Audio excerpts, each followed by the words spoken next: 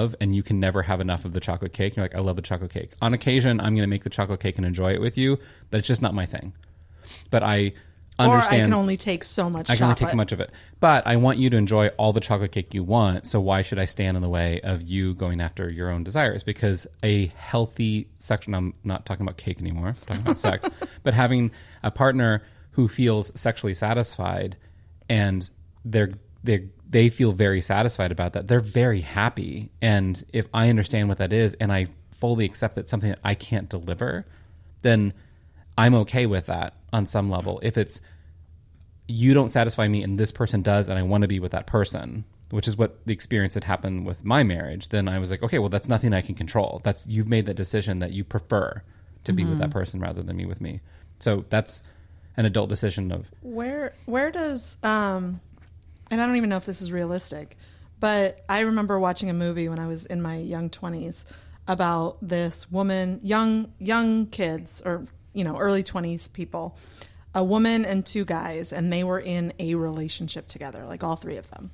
And there was something really intriguing about that when I was younger. I don't know if it was the adoration of two people or what have you, but do those types of relationships exist too, and where do those fit under the polyamory? Yeah, I think meaning having like one person who's the focus of two other people, but then they themselves are not involved with each other. Yeah.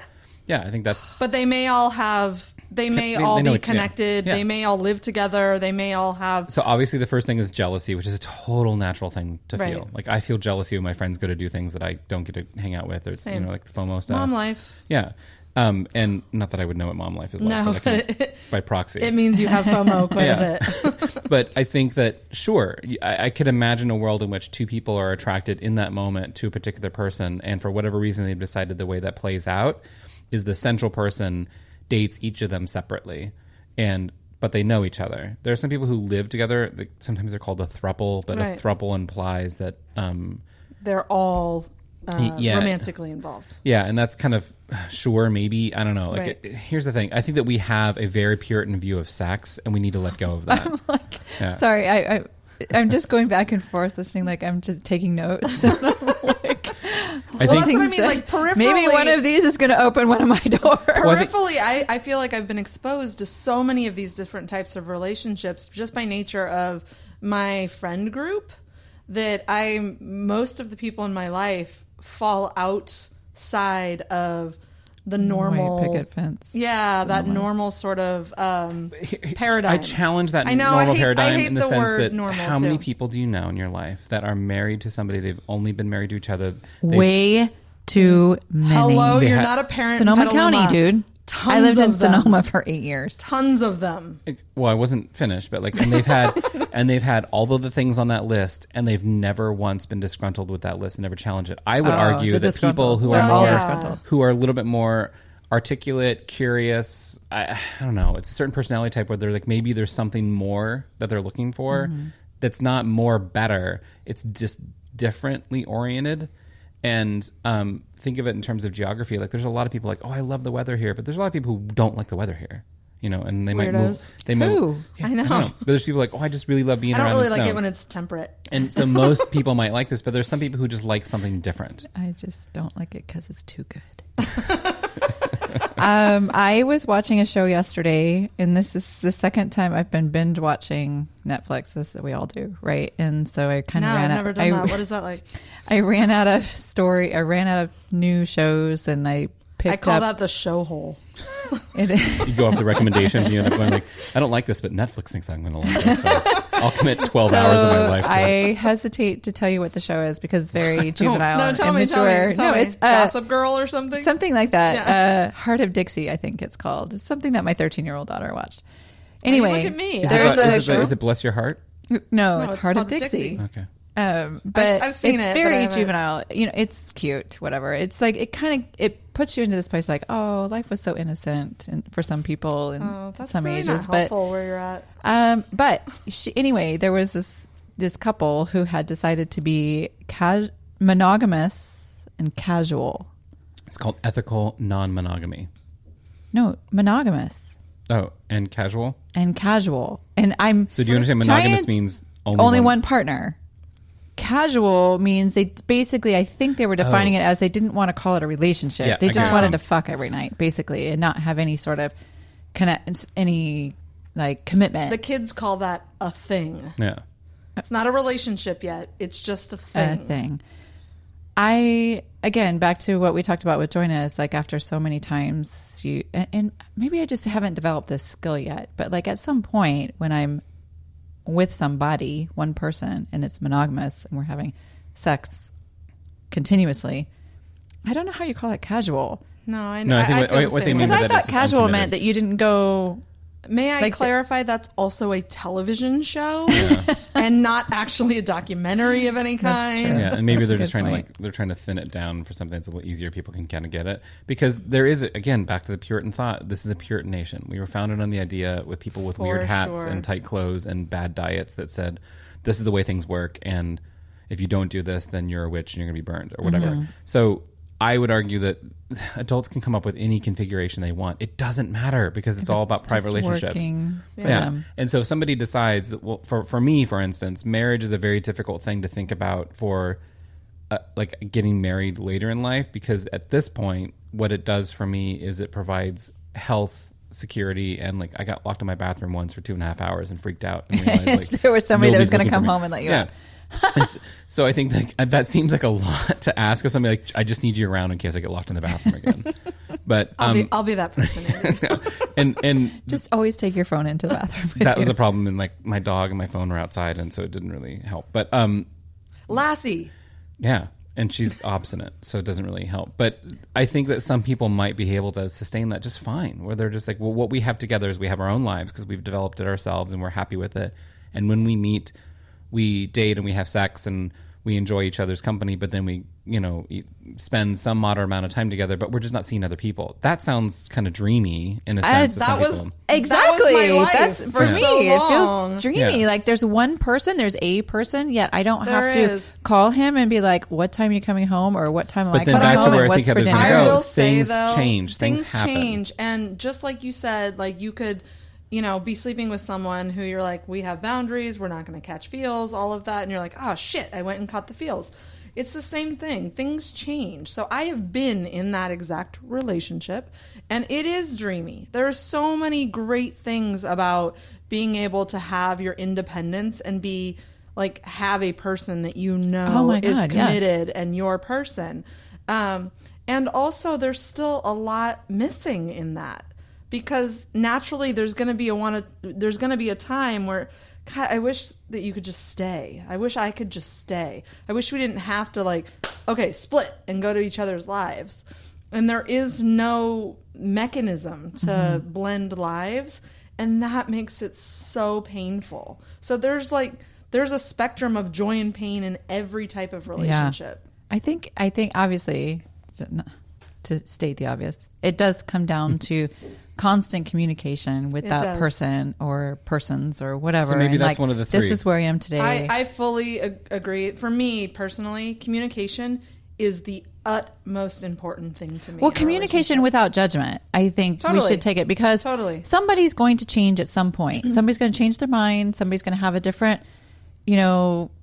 version of what it was 6 months ago, or they're just going to be like, "Hey, I got a feather at my ass, and I want to do something different." And there has to be respect and non-judgment, I think, to a certain degree. And I think that's in order hard to for some make people that. because what ends up happening is that you maybe feel, if you're the person who wants something a little different or needs it to be open the way it is, you might be the other person, if they're not as strong and tuned into that, they might feel like, oh, I'm inadequate. And we all have these systems that we deal with when it's inadequacy. So in most time, if you go somewhere and you're not good at, you just stop doing the thing. Like, oh, I'm never going to be good at tennis, so I'm just not going to try to do that. And you just don't do that. Some people feel like I need to keep trying. And for that partner, trying and continually failing for them is a turnoff. Mm-hmm. And I think that you're right. It has to do with respect, but both sides have to have non-judgment. You can't also then Right. judge the person and say, I'm sorry, you don't have the same interest in and expectations that I do, so therefore you're lower on my list. No, like you are my person still. It's just that we don't do these things together. Right. That's fine. So, Andy, we were talking on the first episode at the end, Joanna was talking, or we were kind of, there were a couple of things. Heather and I both mentioned like, no, you were the one-time person. Joanna was too. We were talking about having sex with somebody, and like after 2 times, then I was like, okay, you're either in or you're out, or we are either in or out because now there's feels. One time for me, and but for it's you, not about one. feels. It's about if I don't feel that instant chemistry, it's right. this For me, isn't it's going like, yes, there and is I can that. parse through like the first time sex maybe not being right on because you're getting to know each other, but you fundamentally know if there's a click. Yeah, I guess I should clarify too, because for me, it's like there's the first time and you're like, oh, you're either going to potentially feel something for this person or not, right? But then at the second time is when for me, I'm like, oh, all of a sudden I'm feeling like little tingles around my heart as well. And so I'm like, okay, if this is going to be a thing, it's going to be a thing starting now, or at least it's going to go in that direction because I'm already starting to have the feels. So there was a couple questions we talked about with the male perspective is there a definition of that, like where you're like you can bang somebody 2, 3, 4 times and then all of a sudden you're like, oh, maybe the heart's getting involved, or that never is a thing if you don't it's like intellectually want it. The other thing is we talked about the difference between women having to like have the connection between the heart and the vagina basically, like when there's sex, like you can have just sex, but when you have sex with that heart connection, it's like better. It's way better. And is there a guy version of like we just don't connect with the heart, we just connect with the penis until a certain point? Again, to reiterate, this is just my experience and perspective, but I absolutely think that there is a difference between sex that's just for the act of sex, that's just about pleasure, and we live aside from the fact that biologically it is easier for a man to experience, to orgasm or to have all of their what they want to have happen during sex is kind of oriented towards the male anyway. I mean, think about it. If you just look at how sex is represented in society or in porn or whatever else, it's pretty obvious that it's a framework from a male perspective. You mean we live in a patriarchal society? Surprise, but ask me again in November of 2020. But when men have an emotional connection, there's 2 things that are possible. One, the person isn't understanding that those are emotional connections because they might not really be seeking that. And I think it's more acceptable for men to be attracted to somebody physically for, sex. And sure, go out and do things with them. I'll go hiking, whatever. If it means we're going to have sex later, then like whatever I have to do, for pregame, I'll do it. Like there's some male perspective about that, but I don't think it's unfamiliar to women. I just think the density of numbers is a little different. Mm-hmm. And again, our society is focused towards men should go out and crave. I'm sure there's some biological stuff there, but it's all spectrum. There's people who... Yeah, women crave just as much. We're just not socially acceptable. Yeah. It's not socially acceptable to crave. Yes, I agree. But I think there's there is a biological thing that happens differently, and that is... I think women are wired to be emotionally connected, sure. Even if we fight it, or maybe some of us don't need it. But it happens easier. Versus, I think a guy can literally talk himself out of it. Yes. So intellectually, all the things we could find the absolute study that everybody in the world agrees that says tends to be true, right? And everybody in the world signs up the same survey, and we all find out that women have more of an emotional connection to sex more frequently than men do. So what? That's just the standard we have. That doesn't mean that anybody needs to rewrite it. Like, we've been around for a long time, and I'm pretty sure this is what killed the dinosaurs. They just start arguing about sex, and then it just... They're like, fine, I give up, man. Boom. And they're just like, I'm just going to put my bones here, and somebody else will find it later. So men... But I think that... I love it when they put their bones in. I've had the experience where the sex was really, really great. There's a lot of connection, but... we were both not people that in each other's lives was going to be something that we would move it forward to a relationship. There just wasn't enough to build off of there, not enough commonality. I think that happens more when you're older, actually. When you're younger, I think it's just a feeling like I love the sex with this person, but this person kind of bores me. I'm not interested in them. They're outside my, typical what I feel comfortable with right now. So you don't commit to the relationship more, but you're committing to the sex because the sex is great. Sure, maybe there's a diamond in the rough and it's some sort of great love story with, John Cusack or something, and all of a sudden it works out. But more than likely, one person's just not into it. And men are allowed to go further sexually and not be into it. it always